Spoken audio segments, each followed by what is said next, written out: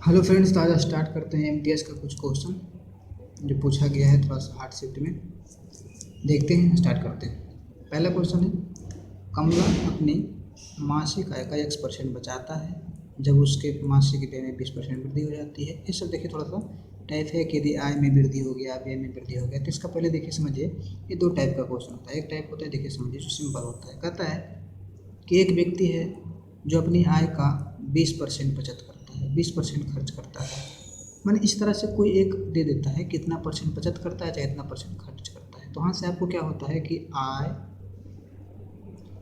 बचत और खर्च का रेशियो निकल जाता है। कारण कि शुरू में लिख दिया कि 20% बचत करता है, 20% खर्च करता है। तो ये हम कह सकते हैं कि यदि 100 हमारा आय है तो 20 बचत करता है तो 80 खर्च करता है, या तो फिर 80 बचत करता है तो 20 खर्च करता है। यानी जो आपको दिया है उस हिसाब से हम कर सकते हैं। तो मान लीजिए आपके पास 100 आय है, कह दिया 20 खर्च करता है तो 20 खर्च हो गया तो 80 बचत हो गया। यानी दोनों में से जो आपको एक चीज़ दिया हुआ है तो दिया रहता है। तो इसको हम काट करके छोटा कर लेते हैं। तो 5 आय में 4 बचाता है, ये खर्चा करता है। अब आगे कहते यदि आय में 10% वृद्धि हो गई, बचत में, तो बचत में 5% की वृद्धि हुई, तो बताइए खर्च में कितना परसेंट वृद्धि हुई।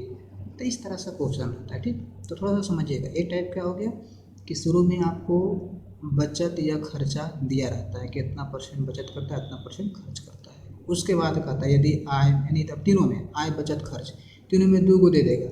यदि आय में इतना वृद्धि, बचत में इतना वृद्धि, तो इसमें कितना वृद्धि चाहे कमी, आय में इतना कमी, बचत में इतना कमी। तो मैंने इस तरह से 3 गो में कोई 2 गो दे देगा और 1 गो पूछेगा। तो इसको हम क्या करते हैं, एवरेज से बना लेते हैं। कैसे? बोल बचत में 5% वृद्धि, आय में 5% वृद्धि, बचत में 5% वृद्धि, तो इसमें कितना। तो देखते हैं टोटल 10 है, इसमें से 5 बढ़ रहा है, तो इसमें कितना हो जाएगा। हल कर लेंगे, ऐसे भी गुना करके 50, यहाँ 5 + 20, तो बाकी बच गया 30, यानी 30% आपका इसमें वृद्धि हो जाएगा। तो मैंने इसको हम औसत पर हम बना सकते हैं। ठीक, औसत पे कितना बना लेंगे, इसको कैसे बनाएंगे, औसत पे। ये टोटल है, इसमें इसको गुना करके टोटल से भागा जाते हैं, टोटल के बराबर कर देंगे। यहाँ तक 50, 5 + 20 है, इसको मान लेते हैं x, तो 1/x। ठीक, तो इस तरह से आप इसको बना सकते हैं, पहला पार्ट। लेकिन यहाँ जो है ये दूसरा टाइप का क्वेश्चन है। दूसरा टाइप का क्वेश्चन क्या है, इसी में जैसे देखते हैं। दूसरा टाइप में क्या है, ई नहीं पता है। इसमें क्या है कि ई वाला नहीं पता होगा, बाकी ई जो बचत खर्चा है तीनों पता है। ठीक, ये तीनों पता है, लेकिन ये नहीं पता है कि शुरू में कितना खर्चा कर रहा है या बचा रहा है। समझ रहे चीज़ को? पता है यदि खर्चा, आय में इतना वृद्धि हो जाए, बचत में इतना वृद्धि हो जाए, खर्च में इतना वृद्धि हो जाए, तो कितना बचाता है, कितना खर्चा करता है। समझे चीज़ को? कि अभी जो टाइप 1 में है कि ई दिया है, तो इसमें से 3 गो में से 2 और 3 गो में से 2 गो दिया है तो 1 गो निकालना है। ई दिया है, इधर 3 गो में से 2 गो दिया है तो 1 गो निकालना है। अब ये क्या रहेगा, ये तीनों दिल रहेगा, इसको निकालना। मैंने 4 पॉइंट यहाँ पे, एक ए है ना, एक ये है, एक ये है, एक ये है। अब 3 गो में, ये 4 गो में ए वाला और ये दोनों दिल रहेगा, इसमें से 2 गो, तो चौथा निकालना है। अब की क्या है, अब ये तीनों दिल है तो इसको निकालना है। ठीक, तो पहला पॉइंट। ये दूसरा पॉइंट है। इसको कैसे बनाएंगे जो समझिए। इसको हम आराम से इरिगेशन पे बनाएंगे। कैसे बनाएंगे समझिए, देखिए इरिगेशन पे बहुत आसान। अच्छा बताइए, टोटल कौन होगा, आय होगा कि बचत होगा कि व्यय होगा। तो हम कहेंगे बस बचत हमारा अति, आय जो होता है वो बचत अब प्लस खर्च के बराबर होता है ना। बचत प्लस खर्च के बराबर होता है आय। तो एलिगेशन में क्या होता है पता है कि कुछ वृद्धि इसमें, कुछ वृद्धि इसमें, टोटल में वृद्धि इसमें। तो इसको ऐसे ऐसे करके हल करते हैं कि नहीं। तो यहाँ भी आप देखिए कि यहाँ भी वही चीज़ है कि टोटल कौन होगा यहाँ पे, आय। टोटल यहाँ कौन होगा, आय। कारण कारण कि बचत प्लस खर्च बराबर होता है आय। तो कह दिया आपसे कि यदि बचत में इतना वृद्धि, खर्च में इतना वृद्धि, आय में इतना वृद्धि, तो हम कह सकते हैं, देखिए यहाँ पे लिखा हुआ है कि यदि उसके व्यय में 20 वृद्धि, तो व्यय में 20 वृद्धि, और आय में 26 वृद्धि, तो आय में 26 वृद्धि, बचत में 60 वृद्धि, 60 में, बचत में 60 वृद्धि। अब बताइए इसमें मेन कौन है, ये है कि मैंने कुछ में इतना वृद्धि हुआ, कुछ में इतना वृद्धि हुआ। टोटल तो आय नहीं है, टोटल में इतना वृद्धि हुआ, तो हम क्या करेंगे, कुछ में 60, कुछ में 20, टोटल में 26। तो इसको एलिगेशन लगा दीजिए, इधर 6 इधर 34, तो 3:17। कितना आ गया, 3:17। हम कह सकते हैं कि आपका बचत 3 है तो खर्च 17 है। इसका मतलब टोटल कितना हो गया, 20। टकी पूछता है तो बताइए एक्स का मान। तो एक्स क्या था, बल कमला अपना मासिक आय का x% बचाता है। यहाँ कितना बचाता है, 3 बचाता है। कितना में, 20 में। तो भी बचे 100, तो 3 बचे 15, यानी 15 बचा जाएगा। ठीक, समझ गए? तो आपको फिर से इसको समझ लीजिए, है ना, कि आपको क्या करना है, एलिगेशन पे इसको बनाना है। ऐसे तो शुरू में तो बता दिए कि वो औसत पे बनेगा, और ये कहाँ से बनेगा, एलिगेशन पे बनेगा। कि यहाँ आपको दे दिया है, इसमें एलिगेशन में समझना है कि एक बचत है, एक खर्च है और टोटल आय है, यही आपका है। ठीक, ऐसे दे दिया यहाँ पे हम देखें तो बचत दे दिया है कितना, किधर गया, यदि 20 मतलब मासिक व्यय में वृद्धि 20 हुआ और आय में वृद्धि 26 हुआ और बचत में वृद्धि 60 हुआ, तो ये बचत जो आय है वो यहाँ चला जाएगा। अब इसको क्या करेंगे, इधर एलिगेशन लगा देंगे। तो ये है खर्चा, ये है बचत, इधर हो गया 34, इधर हो गया 6, 17:3। तो हम कहेंगे ये 17 है खर्चा, बचत है 3, टोटल हो गया आय 20। अब पूछ रहे हैं यहाँ पे कुछ बचत, तो यहाँ बचत 3 20 में, तो 100 में, तो 20 बचे 100, तो 15। ठीक, अगला देखते हैं दूसरा ग्राफ है, इसको आसानी से बना लीजिए। यहाँ कह रहा है कंपनी द्वारा बेचे गए उत्पादन सी की, तो सी की उत्पादन, तो सी यहाँ पे कितना 57.6 डिग्री, और ए और बी के इकाई से, तो ए बी के कितना है, तो 28 18 28 और 18 8 और 16 46.8। तो इसको घटा लीजिए तो कितना हो जाएगा, 16 में 8 के 8, और यहाँ 6 में 6 गया 0, 5 में 1 4, 4 गया 1, तो ये 10.8 डिग्री का यहाँ अंतर है। यानी यहाँ का रहा है x अधिक है, जबकि यहाँ 10.8 अधिक है। तो वही पूछ रहा है x का मान कितना होगा। तब यहाँ तो टोटल मान दिया हुआ है 2250, यहाँ टोटल कितना है 360, यानी 200 इतना की तुलना 360 से आपको अंतर निकालना है, 10.8 से, तो 36 दिया और टोटल से। ठीक, और ये इधर हो जाएगा 225 दिया 675, तो 675 किसके बीच में है देख लीजिए। ठीक है, यहाँ इसमें तो नहीं होगा, और ऑप्शन है उसमें देख लेते हैं 675 के बीच में कौन है। ठीक, आगे देखते हैं। आगे है एक समांतर चतुर्भुज ABCD, ध्यान दीजिए, एक समांतर चतुर्भुज है ABCD। ठीक, ABCD, और इसमें कह रहा है कि AB और CD के बीच की दूरी 20 है, यानी ये वाला आपका 20 है। ठीक, और BC और AD, अच्छा इसको अलग फिगर में बना लेते हैं, BC और AD, ये आपका है ABCD, अभी हो गया BC और AD, इसके बीच में दूरी, तो इधर ये मान लेते हैं ये वाला है, ये वाला ऊंचाई है, इसका कितना दिया है 30। तब पूछता है समांतर चतुर्भुज का परिमाप है। परिमाप निकालने के लिए आपको चतुर्भुज पता होना चाहिए, तब देखिए इसमें हम जानते हैं समांतर चतुर्भुज में जो आपका है वो ई दोनों बराबर होता है, तो यदि आपको ई भुजा निकल जाए तो ये भी निकल जाएगा, दोनों बराबर है, ई निकल जाती है वो निकल जाएगा। तो कैसे निकलेगा, यहाँ आपको क्षेत्रफल दिया है 300, तो 300 क्षेत्रफल मतलब हम जानते हैं समचतुर्भुज का क्षेत्रफल बराबर आधार गुने ऊंचाई। तो यहाँ आधार आपका क्या है DC, ऊंचाई कितना है 20, बराबर कितना क्षेत्र 300। ठीक, तो आधार गुने ऊंचाई बराबर 300, यानी हो जाएगा यहाँ पे कितना 15, DC के मान 15। इधर आ जाइए, तो आधार गुने ऊंचाई, इधर के कहेंगे BC और गुने 30 बराबर 300, क्षेत्रफल तो ही रहेगा, आधार गुने ऊंचाई बदलते जाएगा। यहाँ आ गया 10, तनी पूछ रहा है DC और BC, DC तो निकल गया यहाँ 15, तो 15 हो जाएगा, और ये निकल गया 10, तो 10 हो जाएगा, तो निकाल देंगे 15 15 30 और 20 50, ये निकल गया। अगला देखिए 8 से त्रिज्या वाले ठोस गोले को पिघलाया जाता है, इतना कि शंकु में परिवर्तन किया जाता है, शंकु की त्रिज्या आसान है। अब जब पिघलाएगा तो इसका आयतन बराबर होगा, है ना।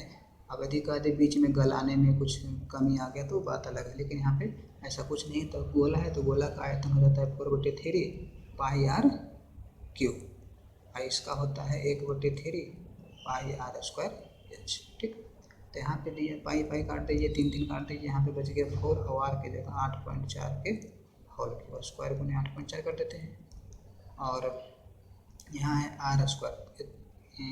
और गोले को इतना से ऊंचाई वाला शंकु, तो आर के मान पता नहीं है लेकिन ऊंचाई का मान पता है 18.9। ठीक, तो आधार के त्रिज्या पूछ रही है, आर का मान पूछ रहा है, इसको हल कर दीजिए, आपका आर का मान आ जाएगा। ठीक, तो हल कर लीजिएगा। ठीक, ज़्यादा कुछ नहीं है, यहाँ से आप 9 से कटेगा, 9 दूनी 18, 9 कम हो जाएगा 9 9 80, यहाँ से हो जाएगा 3 दूनी 6, 8 दिए 84, फिर 8 दिए 84, 8 दिए 84, 27 यहाँ से निकल जाता है, तो फिर यहाँ से 7 भी निकल जाता है, 7 चौक 28 हो जाता है। अब यहाँ से आपको 28 गुने 16 कर लेंगे, आपका आंसर आ जाएगा। तो 8 चौक 32 और 8 दूनी 16, 6 चौक 24।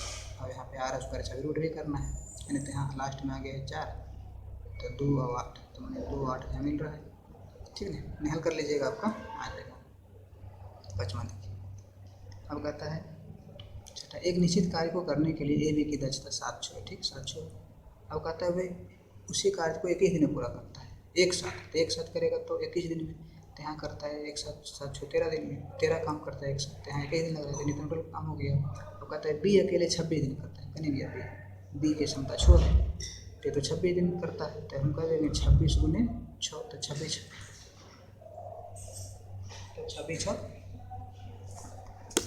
रहेगा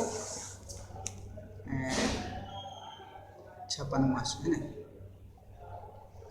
तो अच्छा ऐसा एक तो कहता है कि कितना भाग पूरा करेगा छात्र, देखिए तो ये कितना करेगा, तो ये तो किया इतने, टोटल कितना है इतना, तो इतना बटे इतना करेंगे है ना। तो 26 गुने 6 और बटे 21 बटे गुने 13, तो 13 दूनी 26 और 2 तिया 6, 7 तिया 21, 4 बटे 7, ठीक। चलिए तो इतना बटे इतना। अगला देखते हैं, अगला है 2 अंकों की संख्या है 57, औसत है, तो इतना का औसत। देखिए समझिए इसको, थोड़ा सा आसान तरीका है। देखिए ये 41 है, ये x5 है, 5x है और 44 है। अब इसका औसत कितना है 57। तो अच्छा इसको बताइए 57 गुने 4 कर सकते हैं, योगफल जोड़ के, हाँ कर सकते हैं। तो बताइए इसको जोड़िए तो इकाई, तो यहाँ के इकाई का आ जाएगा 28, यहाँ का जोड़िए तो 5 है, 1 6 और 6 4 10, इसका मतलब यहाँ 8 होगा तभी ना, अंतिम में 8 आएगा, तो x मान कितना आ गया 8, अब आसान से बन गया। तो 8 5 13 और 8 दूनी 16 और मैंने हो गया 7, तो दोनों क्या औसत तो बटे 2, यानी 20 बटे 10, ठीक। चलिए आगे देखते हैं। कुछ फल 11 की दर से इतना बेचा गया, इसको बाद में देखते हैं, कारण कि इसमें सामान नहीं दिया है। एक धनराशि 5 बरस में 8% की दर से साधारण ब्याज 39-60 हो जाता है। देखिए साधारण ब्याज हो जाता है, यानी 8 × 40, साधारण ब्याज 40 नहीं होगा, 8% के 5% का 40%, जबकि यहाँ करता है इतना, तो इतना 45% से, तो पूछता है इतना बरस में 12% की दर से ब्याज कितना होगा, इतनी छोटी 18 तो 20 बटे 3 बरस में 12% की दर से कितना ब्याज होगा, तो 80% ब्याज होगा, तो 80 से गुना करते हैं, यानी 4 दूनी 80, 6 दूनी 12 और 4 दूनी 78, 79। 2 नंबर 92, कक्षा के एक कक्षा में लड़कों की संख्या लड़कियों की संख्या से 12-11 है, ठीक 12-11 है। उसके बाद कहता है परीक्षा में लड़कियों का औसत लड़कों से, देखिए लड़कों से 1/3, देखो ये बॉय है ये गर्ल है, तो लड़कों से तो 1/3 नहीं होता है, तो मैंने अधिक है, तो मैंने ये 3 है तो 1 अधिक है, मैंने 4 है, तो मैंने ये 3 है तो ये 4 है, लड़का लड़की का अनुपात निकल गया, औसत का अनुपात। तो ये औसत है, ऊपर में संख्या है, ऊपर में संख्या नीचे में औसत, ठीक। तो कहता है यदि सभी छात्रों का औसत 80, तो सभी छात्र कितना हो गया 12-11 23, 23 का औसत कितना है 80, ठीक। तो पूछता है सभी छात्रों का औसत 80, तो देखिए तो अब यहाँ तो ये पूरा 80 पूरी यहाँ कोई पूरा पता है नहीं, तो इसको हम के मान सकते हैं, तो अनुपातिक नहीं है तो इसको के मान सकते हैं, अनुपातिक संख्या 3 के 4 के, तो 12 × 36x, 11 × 44x बराबर, अब बटे कितना 23, चूँकि पूरा मिला के कई गो है 23 को दोनों औसत निकलेगा, माने 12 को के औसत 3x, 11 को औसत 4x, तो यानी टोटल योग हो गया। अब भाग दे देंगे तो निकल जाएगा औसत, यहाँ कितना औसत ले 80, तो यहाँ से 36 40 80, यानी 80 खत्म, x का मान कितना आ गया 23। तब की पूछता है लड़कियों का औसत, लड़के का औसत ये नहीं, तो 23 ठीक। फिर से देख लीजिएगा, ये लड़का का अनुपात दे दिया है, लड़का लड़के का, ये औसत का अनुपात दे दिया, जबकि यहाँ औसत दिया हुआ है, तो यहाँ औसत का अनुपात है, औसत नहीं औसत का अनुपात है, तो x मान के हम आगे देखिए 10। मान लीजिए कि x 4 अंकों की संख्या है जो 16, 21 और 24 से विभाजित, x का योग अंकों का योग बताया। देखिए तो अंकों का योग पूछ रहा है, यहाँ पे 3 से कटने वाला है, तो 3 से कटने वाला है तो पक्का 3 से कटेगा, तो 2 ऑप्शन है, 2 ऑप्शन में कोई एगो लगा सकते हैं, ठीक। लेकिन आप ये पूरा बनाना चाहते हैं तो क्या करेंगे 16, 21, 24, 28 का LCM लेंगे, क्या लेंगे और LCM, हाँ तो 16 तो ठीक है, 16 को 16 से ही कटेगा। और 21 में 7 दिया तो 7 और 3 दोनों आना चाहिए। और 24 में 8 दिया तो 8 और 3 हो ही गया। और 28 में 7 चौक हो गया। तो मैंने 16 सतह परिवर्तन से 112 दिया 336 इसका औसत अथी एलसीएम आ गया। अब 4 अंक के सबसे बड़े निकालना है तो 4 गुना होता है, तो इसमें भागा दे दीजिए। अब देखिए कि कहाँ तक इसको मैंने अधिकतम आता है। तो 3 2 मरते लगा देंगे तो 3 दूनी 672, यहाँ आ गया 7 2 327, फिर उतरेगा 9, तो 9 मरते लगेगा 9 छक 54, 9 3 27 और 5 7 5 12 32, 9 3 27 और 3 30, यानी आपका आगे कितना 5 और 5 और 2 यानी 255 ज़्यादा आ गया। मैंने 255 आप यहाँ पे घटा दीजिए तो हो जाएगा कितना 4 4 7 9, यही आपका संख्या आ गया। जोड़ दीजिए तो 4 4 8 7 15 15 9 24, यानी तीसरा नंबर आंसर। ठीक, अगला देखते हैं 10 के बाद 11। एक ट्रेन 180 की दूरी तय करती है, यदि 18 वृद्धि कर दी जाए तो आप देखिए इसका एक फार्मूला होता है कि भी इंटू भी प्लस माइनस डेल भी बटे डेल भी और इंटू डेल टी बराबर दूरी। ठीक, ये क्या होता है समझिए। जहाँ एक आपका चाल होता है, एक चाल में परिवर्तन होता है, एक समय में परिवर्तन होता है। अब चाल एक ही दूरी को तय करने में चाल में परिवर्तन कीजिएगा तो समय में भी परिवर्तन होगा, यानी चाल बढ़ेगा समय घटेगा, समय बढ़ेगा चाल घटेगा। तो इतना जो क्या होता है कांस्टेंट होता है। ठीक, तो ये आपको याद रखना है। यहाँ पर वही चीज़ है, कहता है 108 किलोमीटर की दूरी तय किया है तो दूरी हो गया। अब कहता है इसकी चाल में वृद्धि कर दिया, यानी भी इंटू भी प्लस 18, और जो वृद्धि है वो नीचे दे देंगे। अब कम समय की कह रहा है 18 मिनट कम तो 18 दे देंगे। अब लेकिन मिनट है तो इसको 60 से भाग दे देंगे, 1 घंटा। और इसको इधर कर देंगे तो कितना हो जाएगा 60 गुने 108 बराबर भी इंटू भी प्लस 18। ठीक, इसको 18 के अंतर में तोड़ सकते हैं या तो फिर हल कर सकते हैं, आपका आंसर आ जाएगा। ठीक, तो इसको तोड़ लीजिएगा, आपका आंसर आ जाएगा। इसको आप गुना कर सकते हैं। ठीक, चलिए अगला देखिए, इस डेटा का सीमा बताइए। माध्य और सीमा, ये थोड़ा सा माध्यिका और सीमा का माध्य, माध्यिका और सीमा का माध्य। देखिए माध्यिका तो इसको निकल जाएगा कि जैसे माध्यिका कैसे निकालते हैं कि जैसे मान लीजिए कोई संख्या ऐसे करके दिया है नहीं, तो इतना 1 2 3 4 5 को दिया है, तो इसमें जो पहले सबसे पहले आरोही क्रम में सरिया लीजिए, जो बीच में रहेगा वही आपका माध्यिका होता है। अब मान लीजिए बीच में नहीं है, जैसे 5 6 7 8, ये तो बीच नहीं है, तो फिर बीच नहीं है तो 2 इधर बीच में, इसका बीच वाला तो होगा नहीं, तो दोनों को जोड़ 2 से भाग, तो माध्यिका निकलता है। और सीमा जो होता है वो होता है, सीमा मतलब न्यूनतम और अधिकतम के अंतर को सीमा बोलते हैं। ठीक, न्यूनतम और अधिकतम के अंतर को क्या बोलेंगे सीमा बोलेंगे। ठीक, जिसको परिसर भी बोलते हैं। तो यहाँ पे पहले तो सरियाना पड़ेगा छोटे से लेकर बड़ी तक, और कई वो है 1 2 3 4 5 6 7 8 9 10 को, तो 10 को इसका मतलब 5 को इधर 5 को मैंने पचमा और छठा के देखेंगे। ठीक है, तो 31 हो जाएगा पहला, 31 के बाद 36 दूसरा, 36 36 38 तीसरा, 40 चौथा, 42 पचमा और 44 छठा। ठीक, अब पचमा छठा के औसत कितना हो जाएगा 42 44 के औसत 43। और उसके बाद सीमा, तो सबसे छोटा कौन है, तो सबसे छोटा यहाँ पे मिल रहा है 31, सबसे बड़ा मिल रहा है 60, तो दोनों में कितना का अंतर 29 का। ठीक, यानी अब पूछ दिया तो ये तो सीमा ही निकल गया, अंतर छोटा बड़ा का सीमा हो जाएगा, तो 29 और 43 का औसत पूछ रहा है, यानी हो गया 30 और 42 72, यानी 36 दूनी 72 ही आपका आंसर है। ठीक, तो सीमा समझ गए, माध्यिका समझ गए, चलिए आगे देखते हैं। औसत इसको भी निकाल लीजिएगा 19 की तुलना में, बस सही से इसमें कैलकुलेशन होता है और कुछ नहीं है, सब देख लीजिएगा। ठीक है, आगे देखते हैं। एक्स वाई जेड का औसत जेड से 6 अधिक है। अब देखिए ऐसे में यदि कुछ विशेष तरह का टाइप आता है तो औसत को पूरा बेसिक से बनाना पड़ता है। देखिए बेसिक से बनाते हैं, एक्स वाई जेड का औसत यानी X plus Y plus Z होती है। ठीक, जेड से 6 अधिक, जेड से 6 अधिक, एक समीकरण बना लीजिए जल्दी से। तो X plus Y plus Z बराबर 3z प्लस 18। यहाँ से हल कीजिएगा तो आ जाएगा एक्स प्लस वाई, इधर 3z आएगा तो हो जाएगा 2z बराबर 18। एक समीकरण और कहता है एक्स वाई का औसत 50 लो, एक्स वाई का औसत 50 है, मेरा योग 100 है, यहाँ 100 रख दीजिए तो हो जाएगा 100 माइनस 2x बराबर 18। तो यानी 18 लिख चला हो जाएगा बराबर 2z।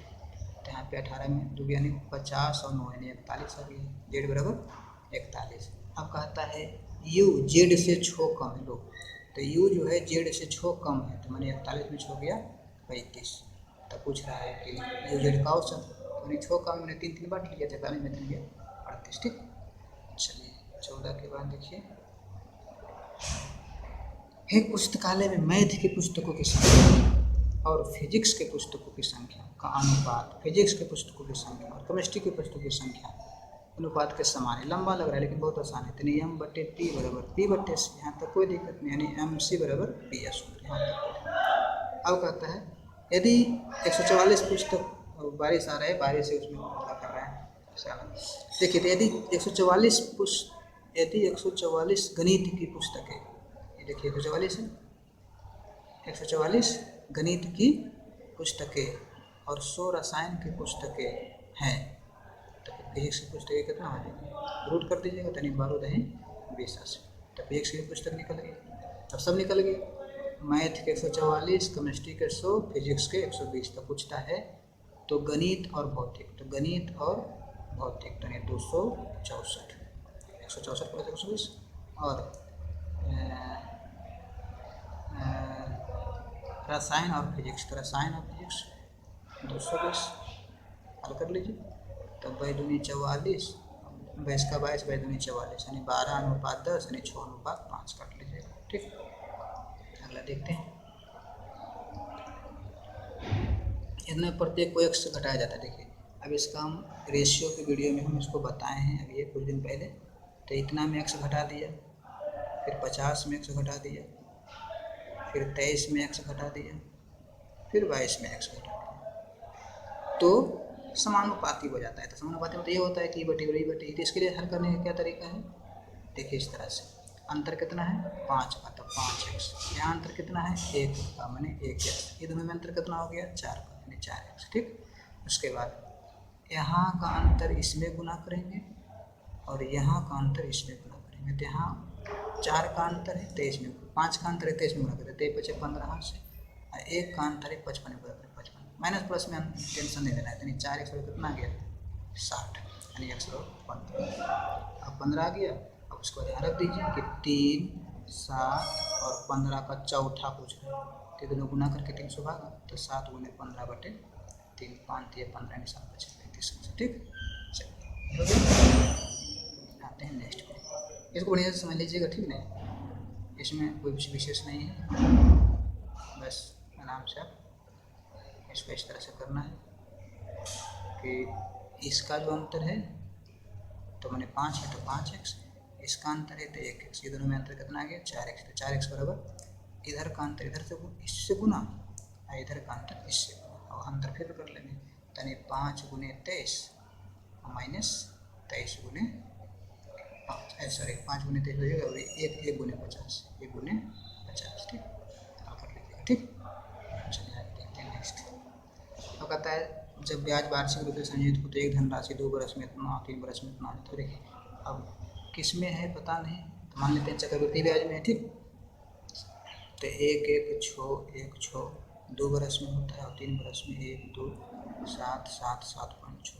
अब हम जानते हैं कि जब लगातार वर्ष में जब कोई राशि हो रहा है तो समझ जाइए कि ये मूलधन हो जाएगा, ये निश्चित हो जाएगा। तब देखिए तो इसमें हम इसको 100 बना लेंगे, इसको 100 कुछ हो जाएगा, तो हो जाएगा रेट। तब इसको 100 बनाते हैं, तो पहले इसको देखिए ब्याज कितना है, तो घटा करके देखिए तो ये तो 1/6 है, इसको घटाइए इसमें, तो ये तो 6 ये जगह, इसमें 7 में 6 गया 1, और 7 में 1 गया 6, और 7 में 6 गया 1, और 12 में 11 गया 1। अब देखिए तो यहाँ तक आया, तो क्या देख रहे हैं 11 6 6 1 6 है, यहाँ देखो तो यदि इसको बटा करेंगे हम, अब उन्हें 100 करेंगे तो 10% नहीं लग रहा है, इतना का 10% इतना होता है नहीं, तो मैंने आपका इतना का 10% ही है, तो आपका रेट कितना आ गया 10%। ठीक। अब जब रेट पता हो गया तो यहाँ पे कह रहा है कि 1 यानी जो है ये 2 बरस में होता है, तो 2 बरस में 10% के हिसाब से 21 होता है और 1900 तो निकल जाएगा। ठीक, इसको हल कर लीजिए, 121 से काट करके जो आपका आंसर आएगा उतना हो जाएगा। यानी 4 के लिए 7 दे दीजिए और 6 3 9 और 6 7 42 बने 6, ठीक आ जाएगा आंसर। ठीक, चलिए तो यही सब था। अब 1 2 क्वेश्चन है उसको बाद में